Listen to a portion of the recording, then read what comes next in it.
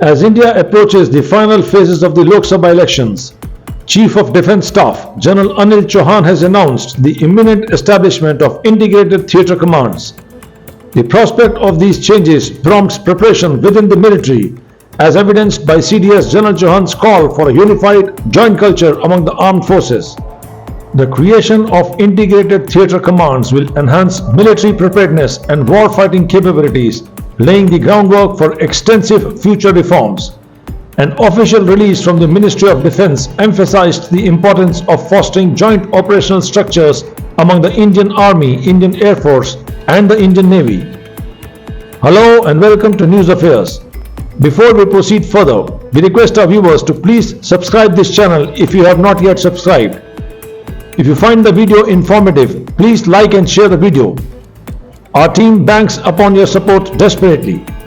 The creation of such commands will separate the operational functions from the raise, train, sustain and other administrative functions and will allow the operational commander to focus more on matters of security. Preparations for Theatre Command commenced swiftly last year, culminating in the introduction of the Inter-Services Organizations Command, Control and Discipline Bill 2023 in Lok Sabha on 15th March last year.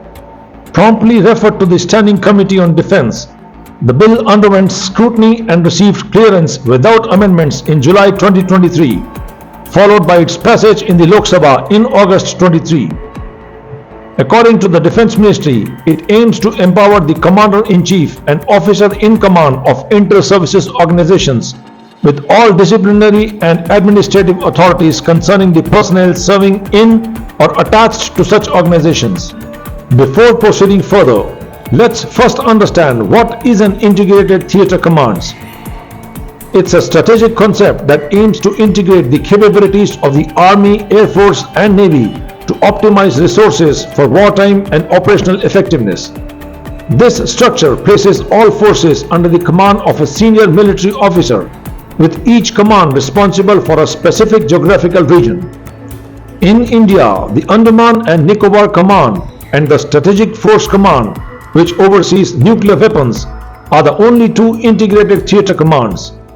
Established as a tri-service command in 2001 following the Kargil War, the Andaman and Nicobar Command is the only full-fledged command. However, it remains relatively small with restricted resources, prompting calls for its permanent control to revert to the Navy.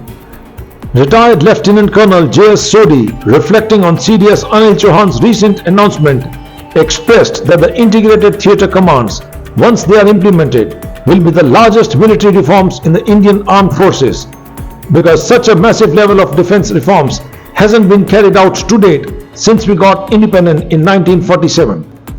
However, Retired Lieutenant Colonel Sodhi gave three reasons for why he felt that this is not the opportune time for the implementation of the integrated theatre commands.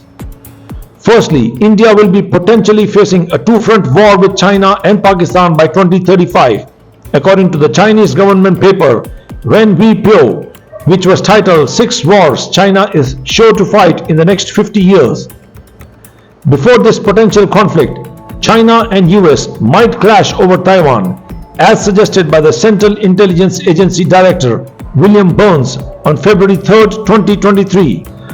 The next logical point in this series is that by 2035, Pakistan may attack India for Kashmir, while China targets Arunachal Pradesh. Given that we are currently in 2024 and 2035 is still 11 years away, hence India should wait on integrated theatre commands until the geopolitical situation stabilizes. This time frame allows for the streamlining and proper creation of the new theatre commands.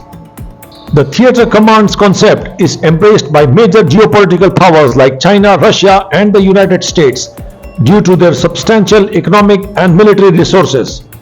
However, India is not a global geopolitical power.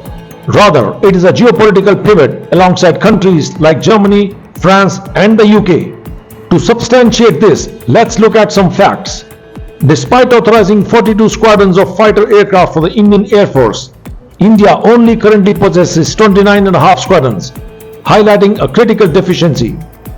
Additionally, while 67 submarines and warships are under construction in Indian dockyards, They are not scheduled for completion until 2030, further exacerbating our equipment deficiencies.